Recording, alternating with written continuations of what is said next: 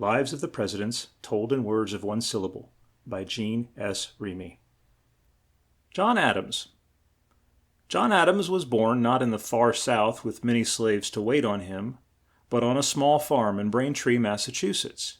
Here, from Old England, had come in 1636 his great-grandfather, Henry Adams, and in this old home was born on October 19th, 1735, John Adams, who was to be the second President of the United States.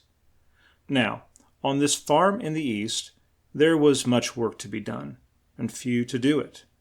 The folks who had made their homes here did not lead such lives of ease as those who lived on the great farms in the South.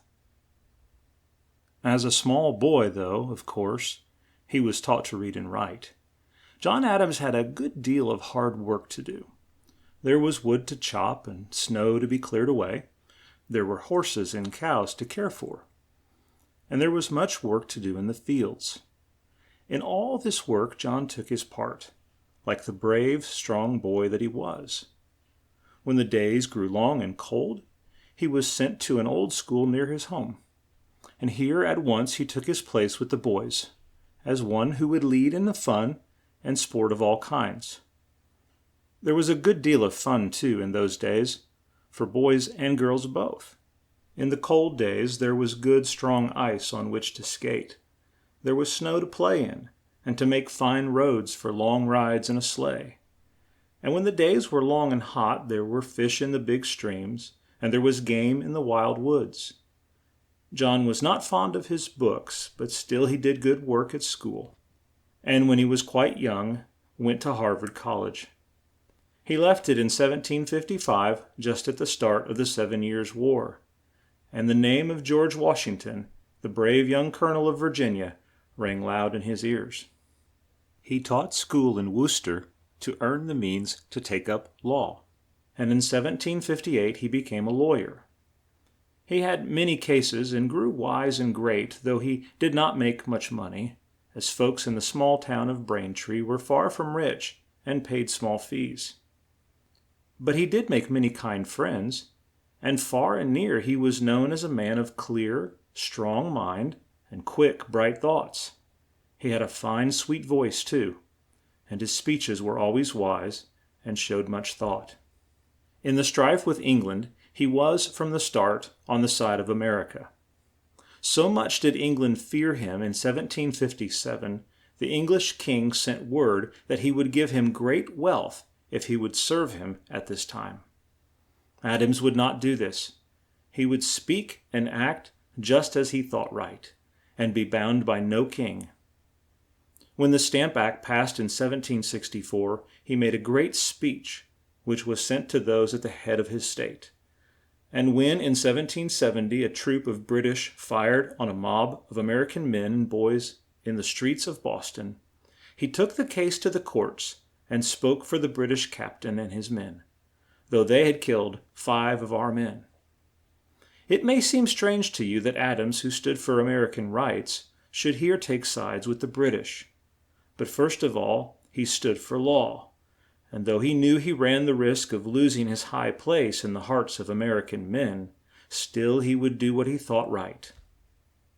But men love truth, and like to see a brave man act as he thinks right, and so felt that he had just the clear, cool head and brain and the strong, warm heart to give aid in the dark days that were to come to the land.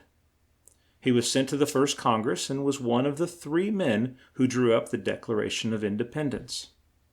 He was also one of the 3 men to go to France and ask for the aid which she gave to America in the spring after that hard winter at Valley Forge.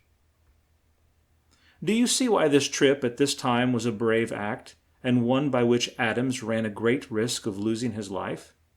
England had no wish that he should reach France, and her ships tried in vain to get him. If he had been caught, he would have been hung as a man who was false to his land and his king. You know that he went to France, though, and did his work well. He stood up for our rights, and had a bill passed which made the ports of France and England free to our goods. At the end of the war, he was sent to England to look out for our rights there, And though now this is a pleasant task, it was not then. For it was hard for Adams to be true to America, and yet not anger the English king, George III. But we have seen how bold and brave a man he was. So the first thing he said to the king was, "I must tell your majesty that I love no country but my own." And said the king, "An honest man will never love any other." In spite of this, Adams met with much rudeness at the English court. But he did his best for his country, and when he came home in 1787, after 12 years of hard work, he was met with great joy. He was made vice president with Washington, and at the end of Washington's term of office, he was made president. He served only 4 years and then made way for Thomas Jefferson. At the age of 68 years, with the love of the whole land, he went to his home in Quincy, Massachusetts. His heart was ever with his country, and he lived until his son John Quincy Adams was made President of the United States. His last thoughts were for his country. On June 30th, 1826, he gave as a toast for the great feast to be held on July 4th the words, "Independence forever." He died on the night of this, America's great day.